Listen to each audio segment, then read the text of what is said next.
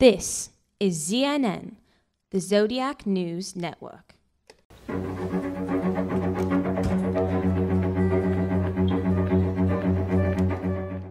Action. Well, welcome back to ZNN, the Zodiac News Network, episode 5. I'm your host, Dr. Lawrence D'Antonio, and we've got Jethro back in the director's chair. Hey, welcome how's it back, going? Jethro. Oh, thank you very much. We had a little altercation there with the SFPD, we saw. Yeah, I'm back though. I was in the crime lab, but Oh, good. Well, I had some excitement while you were gone. oh really? Tell me about I it. used Uber for the very first time. Oh, and it was really great and really bad. I've never used Uber. Yeah. What was so great about it? Tell me the good I had spot. a young driver, and he was really sociable. And he asked me, he just said, "Hey buddy, are you looking for some action?" And it was kind of a long spell there, and I was like, "Well, sure." And the next thing I know, the guy took me to this house, and he said, "This woman is incredible. You're going to love it." Oh my God, was she really hot? Oh, unbelievable. She was hot. Oh, Did she turn you upside caliente, down? man. Really? She turned me inside. Well, how much out. did it cost you? Not a penny. It was on the What? house. Yep. Well, tell me the bad news. I don't get it. Well, unfortunately, he dropped me off at your house, Jethro. God dang it! You son of a... Let's get to the pictures. Okay. Okay, well, we're getting to the pictures pretty quick today. The first thing I want to do is I want to review. What we're doing is we're following a trail of evidence. Like I've told you before, we don't have a theory. We're just following a trail. And we're doing it in a manner to introduce you to the images that exist. And we're showing you that they're on a variety of things and places. Eventually we're going to get to Arthur Leigh Allen and show you the faces on his documents. By then, the evidence is pretty much overwhelming and compelling. That's why I do claim that Arthur Leigh Allen, is the Zodiac, and that he authored not only the Zodiac letters, but some of these counterfeit letters that we showed you, and also this letter that was demonstrated. I told you I don't even know what to call it, but it's something to do with the Manson family or the Manson murders. Now today we're going to review a little bit. As you know, we showed you some faces on actual Zodiac letters, and then we showed you some faces and oil staining on some counterfeits. We also slipped in very quickly a very, very important face that was on the confession letter. Now I call that, we showed it very quickly, we're going to show it much longer today so you can take a good look. It's called El Diablo, or the Devil. It's a critical finding. It was very difficult to find it on the confession letter, but once we found it, plus other faces, we now know that Arthur Leigh Allen authored the confession letter.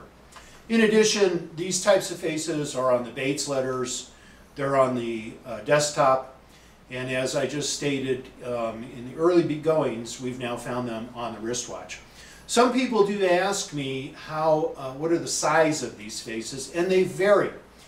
Some I've seen can be the size of a silver dollar.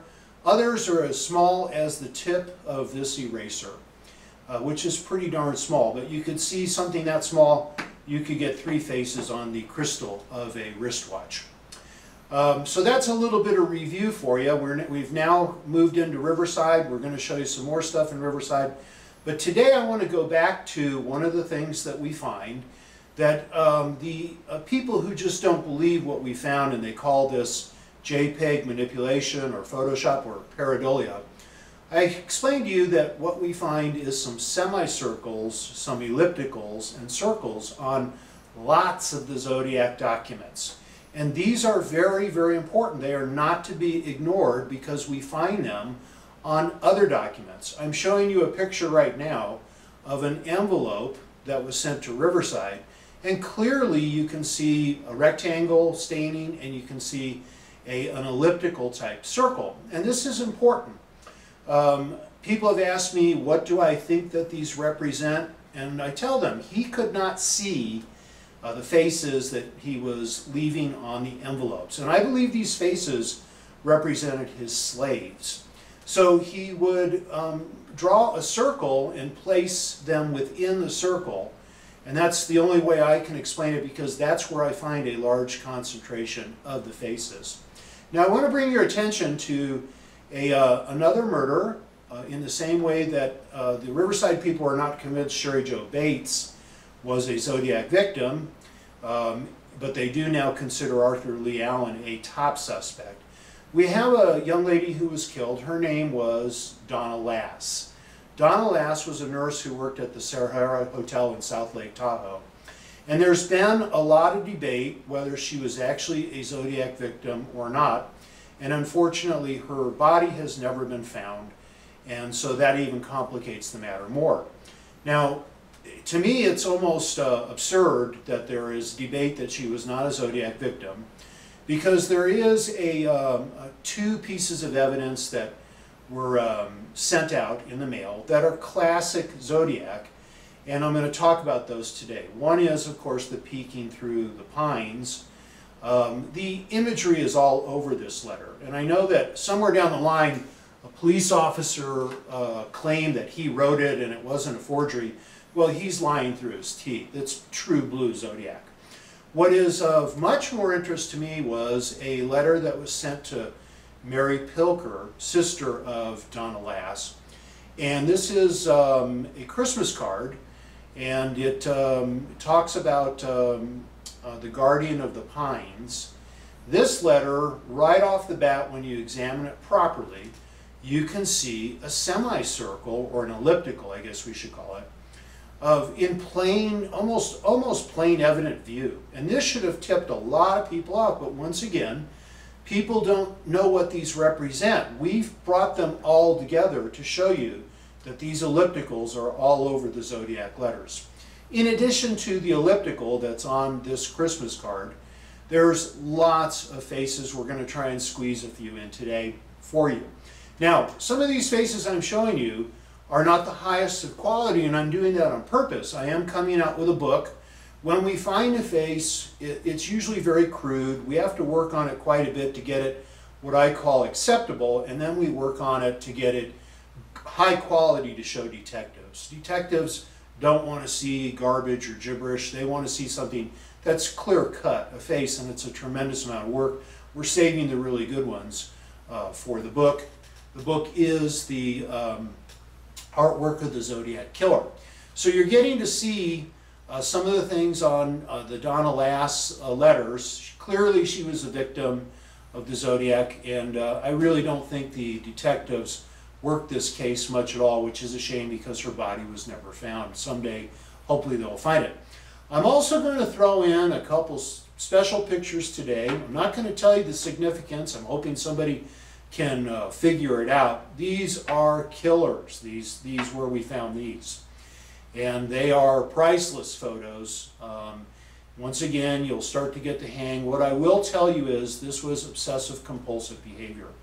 He put these faces everywhere, including crime scenes. He took the time to stamp these letters, which really increased his risk of being caught. This was a very daring, bold, but also very possessed man. We're going to wrap this show up. These last photos, you may struggle a little bit to understand where they are, but pay careful attention and you can figure out where they were taken. Again, he knew that photographs were going to be taken by the police of his work. He was very conscientious of that. He knew that if he killed somebody in a car, that they would take photographs of the car, and he knew what angles they would be taking, and that's why we look where we look, and sure enough, we find what we're looking for because we know where he puts these, we know why he puts them there, and there they are real, they're on whatever we're looking at. If they're on a car door, they're on a car door. So I want to wrap this one up. We always dedicate this show to three people. The two men that inspired me the most to do the work that I do. That's Inspector David Tashi and Robert Graysmith. I always tell people they absolutely got it right. This was pure intuition, pure great police work. They didn't have the science that I'm showing you. The science has made everything so much easier. The science does not lie. These images are the direct result of the technique that I've told you about. Some people have asked me about a camcorder that has night vision, understand that we see light in the form of photons. Photons have energy. If the energy frequency is too low, we don't see what the photons are.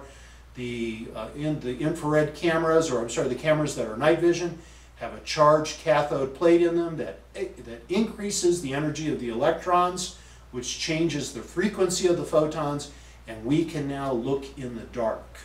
So that's what I do, and last but not least, I always dedicate this show to Mr. Brian Hartnell. Again, we will talk about him during one of our shows from some of the things I've learned. Thanks much for tuning in. See you in a week or so. Thank you for watching ZNN, the Zodiac News Network.